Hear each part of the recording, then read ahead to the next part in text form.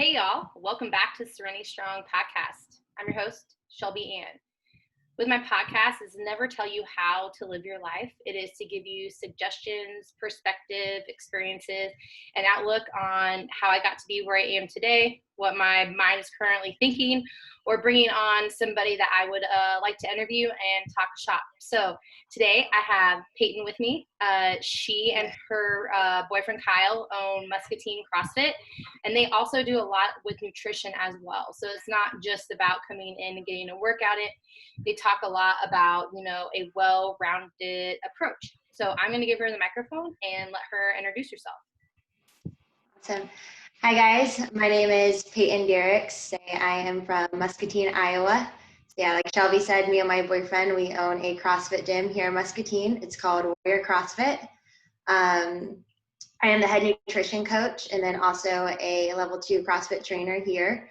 I have my precision nutrition level 1 certification, and then I also am certified through HSN, which you are too, Shelby. Didn't you go through that? Yeah. Yeah. Right before I left Craft Fitness, we went through that HSN certification. Awesome. So yeah, I did that first, and then that got me just even more interested with nutrition. So then I ended up doing my precision nutrition too. Did my L1 in that. Awesome. What kind of led you to like where you're currently at? Have you always been interested in fitness and nutrition, or is it something that kind of like sparked your interest, through fitness, and whatever, kind of tell your journey of how you got to where you are today? I'll just start from the beginning. So I actually wasn't super like athletic whatsoever. In high school, I did like track and then cheerleading just because like my friends were in it. But I was not like a huge fitness or exercise person. Nutrition definitely wasn't in my forefront. I used to hate vegetables. I would literally be that kid that my mom would make my own meal. Like it'd be like French fries, chicken nuggets, fountain pop, Mountain Dews, all the good stuff. So nutrition, fitness definitely wasn't something that I was passionate to begin with. I actually did hair for 5 years. When I had just got done with hair school, I think that's when Kyle first started getting into CrossFit. I was way too intimidated. I was like, I do not want to do that. I don't know what I'm doing. Usually like when a lot of people, when they first start out, they're like, I don't want to look dumb. I just don't want to do it. So he started CrossFit. I went to an Anytime Fitness and would go there like when nobody else was there. I would literally drive by, and if I didn't see any cars, I'd be like, okay, that's when I'm going to go work out today. So I started with that, and then he got really involved with doing CrossFit, and we just CrossFit has like a big community, so we would like go out for dinner with some friends from the gym, and all the girls would always like be like, you need to come try it out, and I was like, no, I don't think so. So then fast forward, I finally was like, all right, I'll give it a shot. I used to be super duper intimidated. Like I would literally call him when I was leaving the hair salon, like, hey, I'm leaving work. Hey, I'm pulling into the gym. Hey, will you come by the door and like walk me in? Like it's almost so embarrassing to just think about like how intimidated and how much anxiety I had with it. So then anyway, I started it, and usually you'll hear people like when they first start CrossFit, they're like, oh my gosh, I loved it. I was hooked right away. No, for me, I was still so intimidated. I literally would like have so much anxiety about going. I feel like I would give myself like stomach issues. Like I'd be like, oh, my stomach's like weird. Like I can't go in today. So it probably took me a good 6 months before I got consistent with it. I would like go 1 week, and then I wouldn't go again for like another 3 weeks. And like with CrossFit, consistency is key. If you go 1 week and then take 3 weeks off, every day is like your first day, which no wonder if you're not going to love it right away. So finally, I like decided to be consistent with it, got consistent, and then fell in love with it. Started seeing like the progress, and every day would just build off each other. It got less and less intimidating. You got to be around everyone, got less intimidated. So that was good. So probably got like a year of consistency, got into it. And then nutrition wise, I was still just kind of eating whatever. And I first got introduced to like with nutrition is the people that used to own the gym before Kyle, they did a paleo challenge. So if anyone has been back in CrossFit in the day, probably did a paleo challenge or like a Whole 30. So that's what kind of got me introduced to nutrition. So I did like a 30-day paleo challenge. I don't think I finished it. I think I lasted like a week or two or so. But it got me like adding in more vegetables and trying new things. And with that, I feel like I was always like trying to do a paleo challenge. Like I maybe failed that challenge, but then and a couple months later, I'd be like, okay, I'm going to try 30 days of Whole30 or 30 days of paleo challenge. Never could stick with it just because it is a little bit more restrictive. But it got me adding in vegetables to things. I knew that that was like a healthier way of eating. So I kept trying it and trying it. And then I started getting like the benefits of like, oh, like this actually makes me feel good. I didn't realize I had like issues with like dairy and stuff until I cut it out. And I was like, oh, that's like where my stomach issues are coming from. And I'm not tired all the time. Because with paleo challenges, like cut out pop and then drinking more water and just started getting like the effects of how good I started to feel. And then that like got me really just like engulfed in it. Like I just wanted to learn more and more about it. Started reading like Rob Wolf books, listening to his podcast, just kind of going down like the rabbit hole of all the Whole30s and paleo things and just getting really excited about it and just learning how the different ways that food could affect your body. So that's probably how I got into it, I would say. It seems like so long ago. Right. And that's like a very interesting story too, because sometimes people see, what we are currently doing and they're like, oh man, it just must have came easy to them. And a lot of people truly forget, that somebody started somewhere and everybody has a journey. And, you were intimidated to the point where like you were driving by Anytime Fitness to make sure nobody was there to work out, to where Peyton and I have actually competed in a couple competitions, not only on different teams, but together. And, just to know, I didn't even know that story till now, but just to know like where you started and where you're currently at is awesome. And not only does she compete, we freaking win. She's standing on that podium a lot too. So what would you say to somebody, that is just like fairly new, right? And, kind of nervous and scared to make that commitment, whether it be with fitness or nutrition? What would you say some little advice for them, for that? Probably the biggest thing would just be like, have a plan. Like you just need to decide. So like, let's say like with the fitness side of things. So let's say you're getting new in either fitness, working out, coming into CrossFit, like literally pick out 4 days a week that you're like, these are the days I'm going to go. This is the time I'm going to go, like, and just think of it as an appointment for yourself, because that was a big thing for me, because when you are starting anything new, you do get anxious. It is anxiety. Like if you don't know what you're doing, like, so the more that you can just be like, hey, this is what I'm doing. I'm going at this time, no matter what, that's going to help set you up for success. Because there were so many times when I first started trying to get into CrossFit, like I'd be like, well, I need to go home and I need to go do this, or I had a long day at work. And it's so easy to let other things take priority when you are already anxious about it. So I always tell people like, pick 4 days, like at least 3 or 4 days that that like, these are the days I can commit to, these are the times. And the more that you can just schedule it and get in the door, you're going to be a lot more likely to come in and do it. I would say same thing with like nutrition, picking like just 1 or 2 things of like, no matter what, these are the things I'm going to do, and start something that seems so simple. And that's something I hear a lot as a nutrition coach is like, well, like this isn't going to make a big difference. It does. Like you're building that confidence from one that you can do it. So something so simple as like drinking your water goal every day, or having a vegetable with lunch and dinner. It's something that you're going to build that confidence, and then it dominoes effects in the other areas. So the more that you just plan and pick stuff that you're confident in, it makes a huge change for sure. I would say when I'm working with my clients, that's the one thing that we talk about is a schedule, because it's so crazy. I did a podcast and I called it Life is Like a Buffet, because it's just, it really is. There's lots of suggestions, right?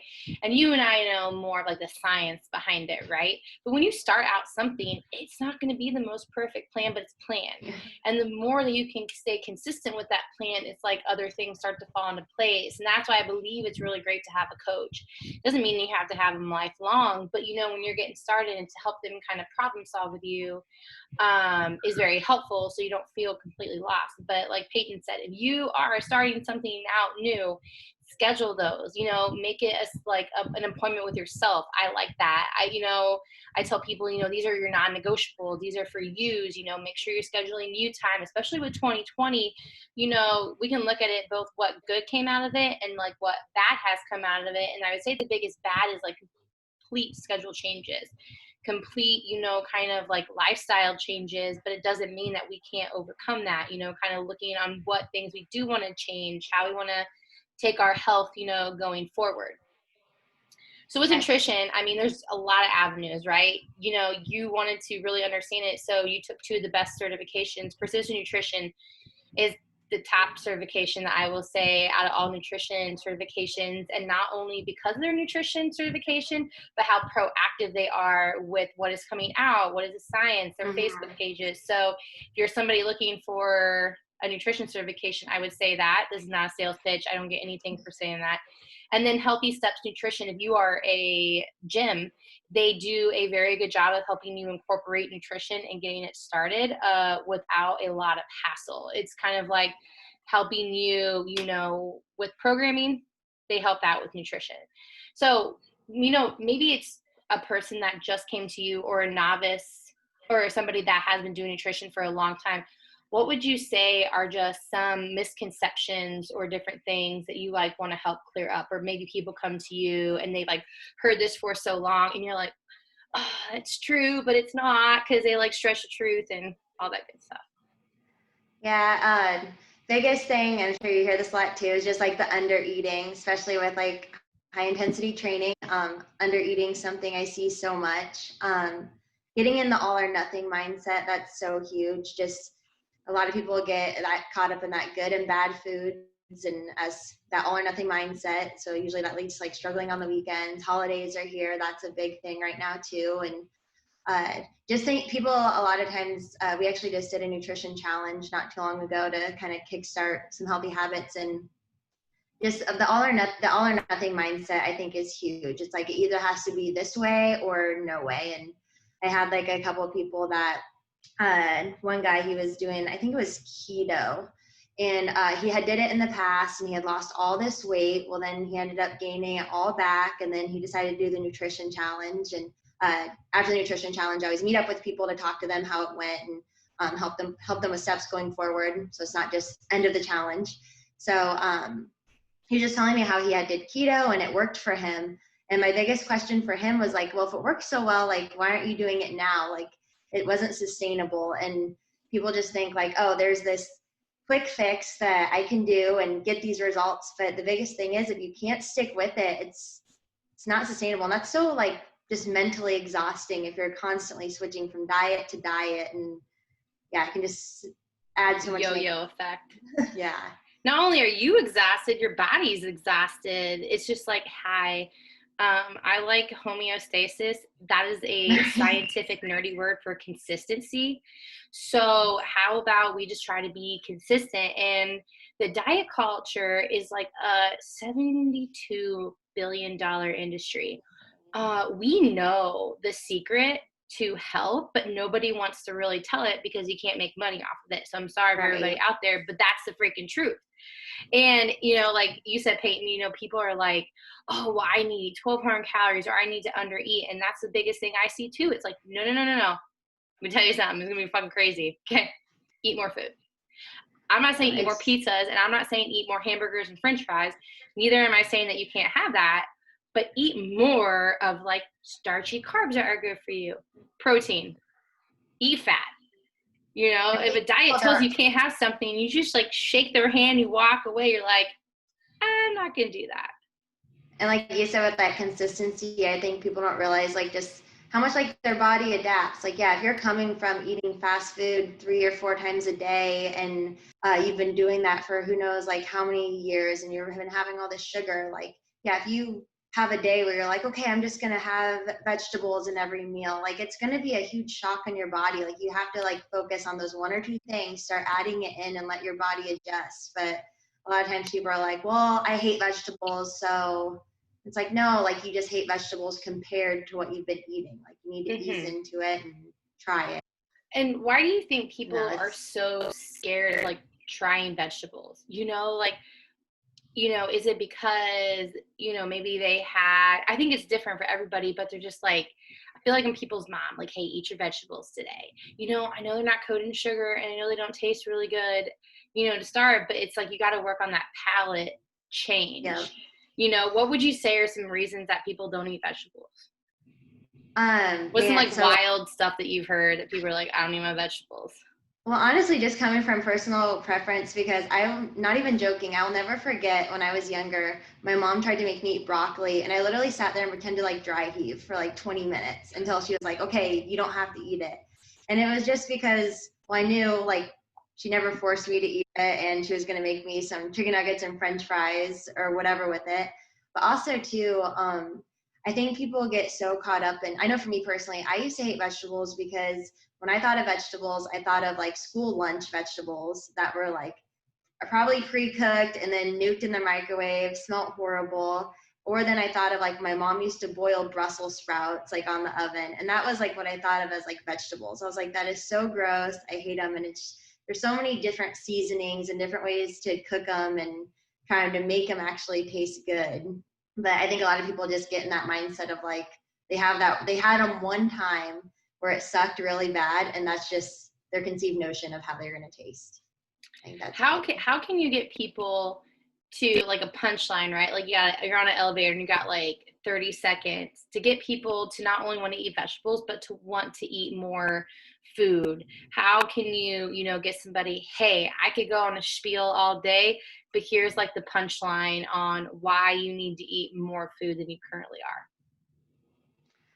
Man, I can't think of that off the top of my head of like a punchline with it, but something that I usually will say that helps people like realize like, oh, maybe I don't mind vegetables is almost everyone loves chicken fajitas. Like you can't, like I've maybe met one or two people that are like, oh, I hate fajitas, but I always, when I have someone that's just like, I hate vegetables, I don't eat any of them, I'll ask them like, do you like chicken fajitas? Well, yeah, I don't mind those. And then I'll break down of like, hey, here's how we can incorporate that into like a full balanced meal and add in vegetables, start there. Or we also too like just going through like what their typical day is and figuring out there's ways maybe we could sneak them in, or finding the ones that they like first, opposed to just trying to make, you have someone that doesn't like vegetables, you try and tell them like, hey, you need to eat all of these vegetables, they're not going to do it, they're going to put up a wall.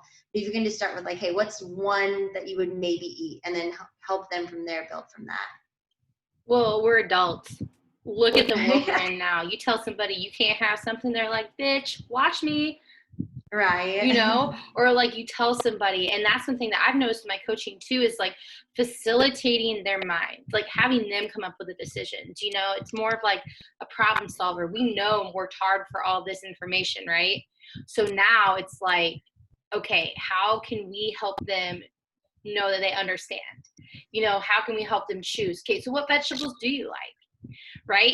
Frozen is actually pretty decent, y'all. I mean, my hippie heart's like, that plastic bag it comes in. But other than that, it's like, okay, hey, just start there.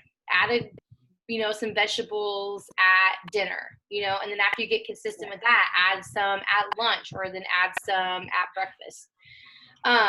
So let's talk about some, mythbusters with the diet culture, right? How can you tell the audience on why carbs are so beautiful? It's like low carb and like carbs are the enemy. We were talking about before, like fueling our body. And why would you say like carbohydrates, are important? And if somebody does have, not the best relationship with them, of how they would, kind of work on strengthening that relationship with carbs.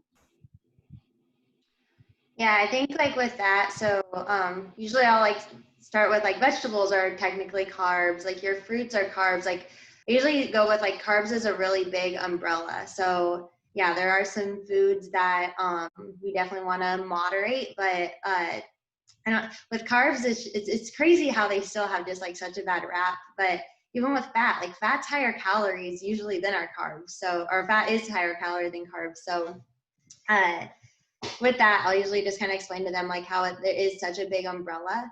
And then from there too, just talking about like, yeah, the ones that we want to eat in moderations and the ones that we want to focus the majority of our plate coming from. I listened to a podcast. I think it was EC Sinkowski. I can't say her last name, but she had a really great thing about just how, yeah, if we sit down with like a bunch of cookies and stuff, like, yeah, you're going to want to overeat them. But if you have someone that has like some apples in front of them, like realistically, who's going to sit down and eat like 5 apples? Like you get their water, you get your fiber, you get your nutrients. And it's just with any food, an overabundance, it can make you cause weight gain. So it's just crazy that there are still some foods that are like food macronutrients that get such a bad rap. Because yeah, if you overeat, you can cause weight gain. Absolutely. And I know it's like, kind of ass backwards because we're saying like eat more, but we're not saying, like gorge your body full of food, right? So there's a reason that, the earth can sustain life and it grows the food on the ground that we need to eat more of. And the food that's more man-made, I hate to break it to you, but you shouldn't eat as much, right? Depending on what that is, especially processed food. And that's where, you can kind of overeat because it's not as like well-rounded with the food. Like Payton was saying, like an apple has water, it has fiber. It's going to help you feel fuller sooner and longer versus a cookie where it kind of like, it doesn't hit you because you've eaten them so fast that you're like, oh shit, I just ate a sleeve. But like also don't beat yourself up with that. It's like kind of a learning experience too. And I talk to my clients like, how can you look at this differently? Like a science experiment, or, what lessons did you learn today and how can you take that into the next day and stop beating yourself up and tearing yourself down and like comparing yourself to everybody. You're just trying to make it. So far you've survived. So now how can we keep like, moving forward? So when you get a new client, right, what's kind of some like first like key points that you talk about, right? I know that we've kind of like touched on some things, but what are first some things that you like to ask them about, instead of people thinking that you get macros right away. They're like, oh, what are my macros? What are my macros? Hey, can I have some macros? I'm like, okay, well, do you understand nutrition first? So I know that was like a loaded question, but when you talk to a new client, no matter kind of what their nutrition knowledge is, what are some questions that you ask them before you get started with them?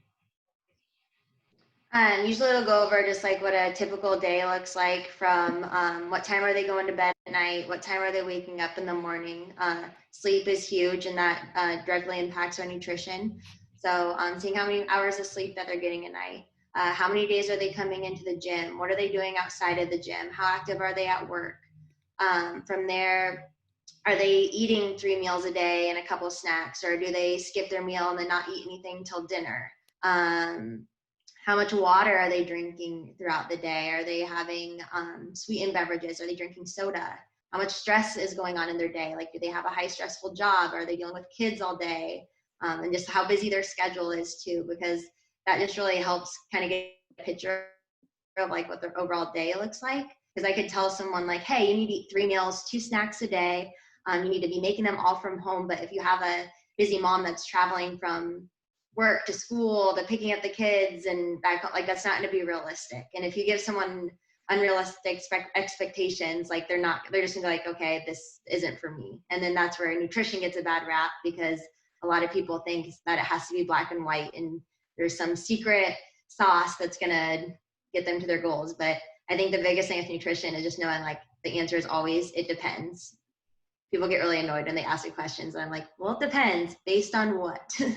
Yeah. And I think that's where you really differentiate a good coach from a great coach, right? Like you don't have to know everything, but the thing about it is it's tailored. Everything should be tailored to you because you are the only you, and your schedule is going to differentiate between what you're doing, right? And so, how can you find balance in the chaos? Maybe you do need some man-made things that have a better quality of them to help you facilitate, starting to eat healthier, changing that lifestyle that you want to. And then as you get a handle on things, maybe you can start to get a little bit more strict with things because it doesn't feel so overwhelming. Like you said, it doesn't have to be black and white. You don't have to be all in or all out unless it's something that you really like doing, but then you also need to ask yourself, what are you like trying to run away from, that you have to be all in and just like 86 everything else out. How can you find balance in the chaos? And I really like what you said, and hopefully people just really understand that, is like, if you're not asked questions by a coach or anybody and you're just told what to do, they really don't want to like understand or have the best interest in you, versus like, your 5 pillars. What is your sleep like? What is your stress like? What is your water like? What's your fitness like? What's your nutrition like? Those 5 pillars are the foundations for a lot of things, but the pillars look different for everybody. Yeah, and I think that's like a huge thing too, of like, so figuring out like those pillars, then also like their why and like what their goal is, because there's so many, like, there's so many things out there. And if you have someone that's like, hey, my goal right now is to be super shredded, and because whatever the reason is, and like just being realistic with them and telling them like, okay, like you could, like, I don't like to tell people that they can't reach their goals, like that could be something that's possible for you, but these are the trade-offs, and are you willing to do those trade-offs? Because a lot of people want something, but they don't want to do the trade-offs to get there. So I think that's really huge with like, especially whether it's a fitness coach, nutrition coach, like just being realistic with those goals and letting them know like, hey, that's 100% doable, but these are the trade-offs to get you there. So they're not setting themselves up for failure too. Right? Because time is everything, and you have 24 hours in a day. Each day is a new day, but you get time. Time is kind of a weird concept, but it's like, where do you want to spend your time? Where do you not want to spend your time? Kind of how do you want to go about these lifestyle changes, and you're changing every year. Some people want to do a marathon one year. Some people want to, do Olympic lifting competitions. Some people want to understand nutrition. Some people want a new job. So every year is so different, but consistency. Yeah, I think just sorry, Kate, what were you gonna say? I know you're right. I was just saying, just having like those seasons too of like, that's where like sometimes people are focusing more on, maybe they are cutting macros, or like right now they don't have like a competition or whatever goal coming up. It's just like getting through the holidays, so focusing on those habits, etc. So just knowing like you're gonna have those different seasons, and that's why goals and our goals are really important. That's something really good to talk about as well too, that people think they have to diet all the time, and it's like, no, you don't want to diet all the time. Like 3 or 4 months of dieting and kind of maybe restricting your body, and then giving your body some time to like have a little bit more food. And when you talk about like overeating, people's eyes get so big and they're like, but I eat way too much. And I'm like, but consistently you probably are under eating. One day eating like 3,000 calories, the next day under, the next day. So when I talk to my clients, instead of like tracking, because I'm trying to find like trigger words, right? Like diet is a trigger word, tracking, and so I tell people, I'm like, okay, what about nutrition or like education, or like nutritional, I can't even think of the word now, but having them when they are like tracking their food, it's more being nutritionally aware. That's what I meant, nutritionally aware of what they're eating, right? So like pictures or logging their food, versus like, oh, I gotta track my food today because I'm trying to figure my nutrition out, versus like, okay, I'm gonna be, nutritionally aware of what I'm eating today. What would you want to leave with the audience? So like 3, takeaways for them, whether they are new to the game, old to the game with fitness and nutrition, maybe a life thing that is outside of what we talked about today, but give the audience 3 takeaways. I would say number 1, this is like the main one that comes to my head, is just like environment. Like environment is seriously like the key to success. And I don't mean just like your house, like that's super important, about like what's in your house, like what you're surrounding yourself with, but also to like what you're listening to throughout the day. So there's so much like free content, like podcasts and positivity podcasts and mindset. If you want to learn anything, you can find it on a podcast. And I think that's so huge. Also too, like what you're watching on TV, like that like affects you, and just knowing like you literally are like what you're consuming. So the more that you can set yourself up with like a successful environment, in your house, outside of your house, like a awesome community, like in the gym, work environment, and just the stuff that you're consuming throughout the day, I think that is a huge tool, and that's something that's helped me a ton. Just anytime I'm going anything I'm going through with life, like just, I don't know, listen to something, like it can totally change your mood. Second, outside of that, man, I should have thought of these ahead of time, Shelby. It's all good. I guess like books and stuff like that be part of environment. But second, outside of that, is just knowing, like, with, like, even if you're not like specifically focusing on like your nutrition or fitness or something right now, like you are still like living your life, and you, like, even if you're not 100% like in tune with it, like you still are eating your food, so you're still focusing on nutrition, and just knowing, like, the more that you, as long as you're trying and that you are man, sorry, I'm like getting words, but like with like nutrition, like as long as you're just trying and like moving forward, like you're never failing, like just the more that you learn from your mistakes or like the things that didn't go well and use it as data to set you forward, like you're still moving forward. So I think that goes with like the all or nothing mindset, where people are like, oh, I was doing so good and then this failed. Like, no, you didn't fail. Like, you just have new data now that's going to move you forward. So I think that's super huge.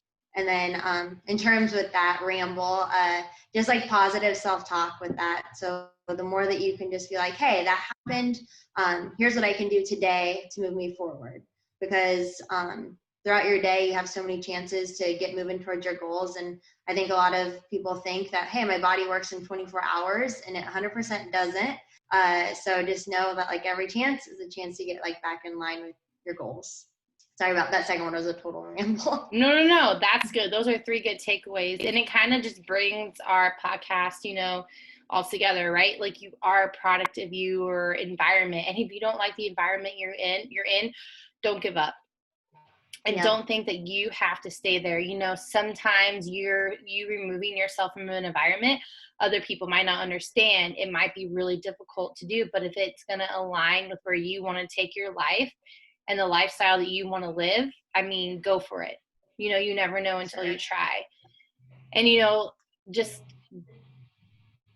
thinking about not giving up and the data that you can get, right? It's like you learn a lesson every day. And I like what you said. It's new data. It's new information that you take within you the next day, right? It's not just something like it's just 24 hours and then it just like it continues on. I mean, you do get new 24 hours, but to be in the moment whenever you can, right? You're never going to get that time back. How can you be in the moment? How can you use that data to help you keep moving forward? So Payton, thank you so much for joining us today.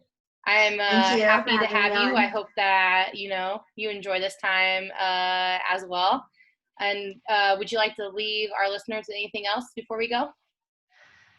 I don't think so. Just, figure out your why, figure out your goals, and just keep moving towards it. And you're going to keep making positive changes.